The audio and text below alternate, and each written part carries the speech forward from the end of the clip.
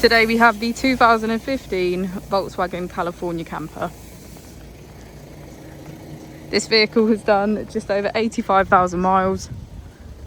It has an automatic transmission and a diesel fuel type. As we step inside, we can see our 3 belted seats, which doubles up as our first double bed, making this camper 5 belts, 4 berth.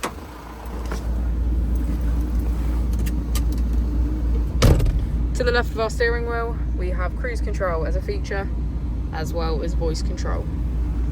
On our screen we can access radio, media, TP and menu. If we put the vehicle into reverse, we can see that it comes with front and rear parking sensors. Just below we have our AC with heated seats on either side. We pan our camera around, you can get a good view of our pop top.